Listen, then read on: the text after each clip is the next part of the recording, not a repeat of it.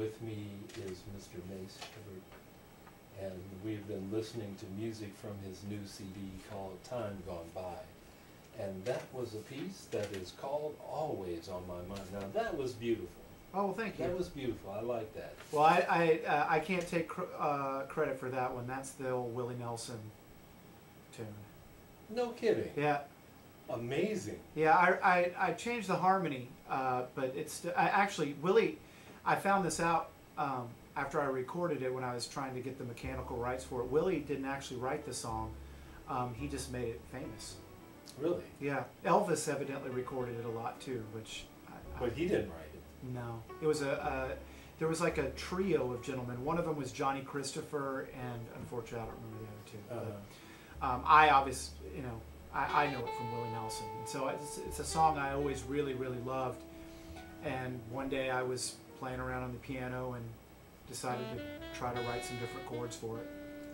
Beautiful arrangement. Oh, well, thank you. It's really nice. Very good. So, okay, so we've gone through Derek Trucks, and you got your group. And what are some of the things that you've done, some of the places that you've been, as a musician, and some of the folks that you've played with? Places I've been. I worked in Paris for 4.5 months when I was in college for Disney.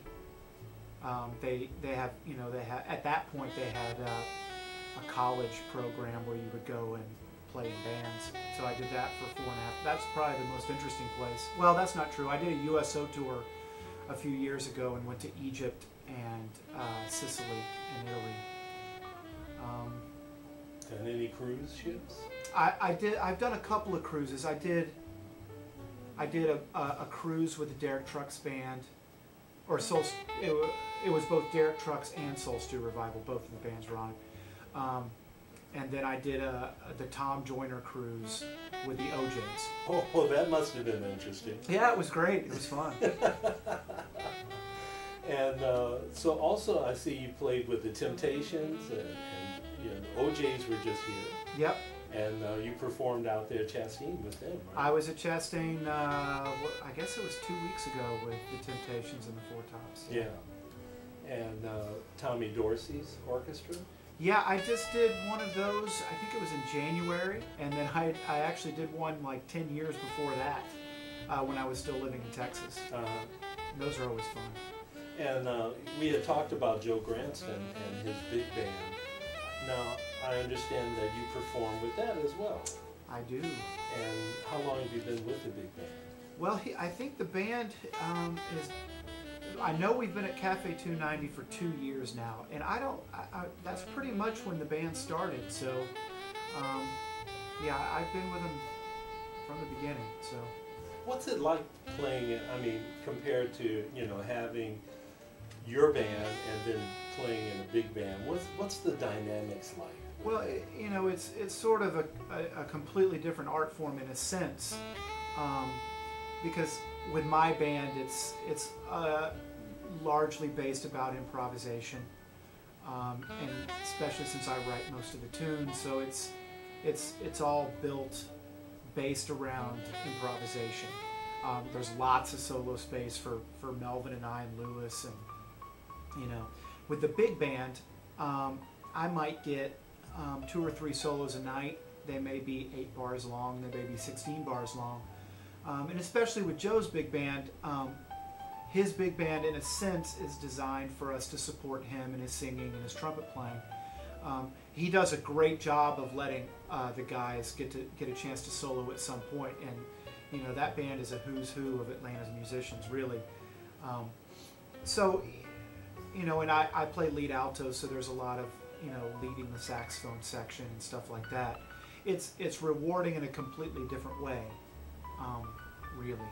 It's a lot less pressure for me, to be honest, than when I'm leading my own band and having to think of all that. But yeah, like I said, it's also a lot of fun because very rarely do I get to play with a lot of other saxophone players in town. So I get to see a lot of my friends, and there are some incredible saxophone players that I don't get to hear on a regular basis just because we usually only one on a gig. Right. you know, and it's really just a big party, to be honest. You get that many great musicians in one place, you know, it's a great hang. Wow. And Joe just does an incredible job of leading the band. And so it's a good time. Yeah, Joe's also a very gentleman also. Yes, yes. Yes. Joe is Joe. Yes, he is. So does the big band travel? I mean, we got 17 pieces. Yeah, we got 17 pieces. We've done a bit of to traveling. move everybody. We went to Biloxi for New Year's last year, and I think we're supposed to go again this year.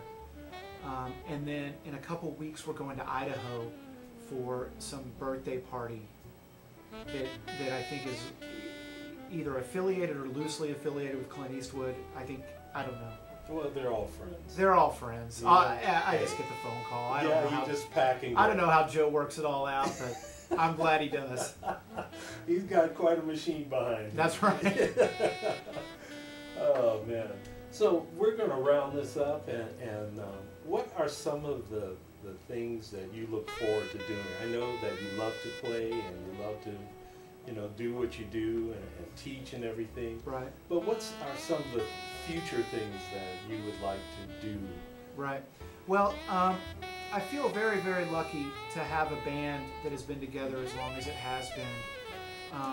And so, obviously, I want to keep that going. That's sort of one aspect of writing, and just the guys in the band are, you know, I feel like we really know how to play as a band now. So that's something I definitely want to keep going. And then I'm really lucky to play in Melvin's band. And so he has a new album out, and so hopefully there'll be some playing opportunities that come from that.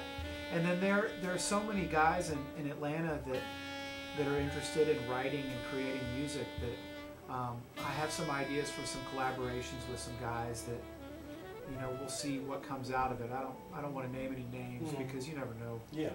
But they know who they are. You know, and then you know, you always have the big dreams. I'd like to do a duo record with piano at some point, and I have this idea of not only doing a duo record, but doing a duo record with a bunch of piano players that I enjoy playing with, and maybe that'll work out, and maybe it won't. Maybe I'll just decide on one piano player. I don't know. And then I think my ultimate dream is to do an album with strings at some point, but that just seems like an incredibly daunting task. But that's one of those wish list things. Bucket list. Bucket list, yeah. There are just some great albums with strings, and I had the opportunity to do it a couple of times, and it's something to be soloing and have an entire orchestra backing you up. It's kind of a trip. Well, hey, you know what? If you keep doing what you're doing, you'll head there. Well, you never know. One last thing before you go, piece of advice. Okay. For those that are listening who maybe perhaps would like to get in, follow in what you're doing, or just as a musician that could be listening, what's your advice to folks, being not only an educator but also performer and writing, composing, and right, you know? Well, I have a couple of things that I always tell students, and they sort of, in a sense, sound like jokes, but they're really not. The first one is if you can think of anything else to do other than being a musician, you should probably go do it. Because it's not easy. It's not, you don't get into it for the money or the fame. I mean, some very, very lucky people get there, and sometimes guys like me, or we get to ride the coattails of those guys for a bit. But for me, anyways, it's always been about, I couldn't be happy sitting behind a desk. I can't imagine having, quote unquote, a real job. This is just what I do. So that's sort of the first thing, is if your heart isn't in it, then you should do something else. And then the second thing is take every gig that you're called for.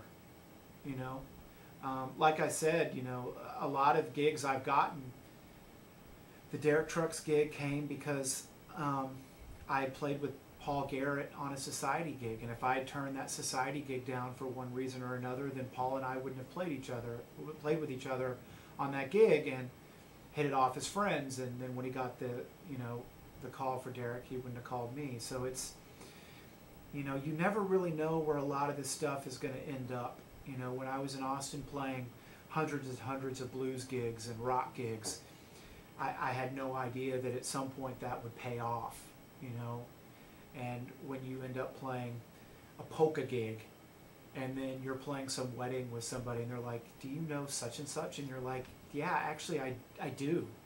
And sometimes it can be the most random song or the most random thing, and so it's that experience that you only get from performing. So I always tell students, especially when you're starting out. I mean, when you get to a certain point, obviously you can pick and choose a little bit. But when you're first starting out, if the phone rings, you say yes. You don't ask questions. You just say yes. There you go. Yeah. Simple advice, but good advice. Well, hey, you're absolutely right, and you can apply that to anything that you think you have a desire to do. Yeah. And I'd say that's good advice. Well, we're going to go out with one last piece, and we thank you so much, man, for spending the time with us. Oh, it's my pleasure. And just a quick thing about this tune. This is the only other tune I didn't write on the album. This is a tune of Lewis's entitled Theme for Das Len. And Lewis is not only an incredible piano player, but he's an incredible composer. And so I felt very, very lucky that he was willing to let me use this on the record. Absolutely. Now, if folks want to get in touch with you, how can they? www.macehibbard.com. You can find me on Facebook. You can find me on Twitter. You can find me on any of those social media. Just type in Mace Hibbard into Google. You'll come up with something.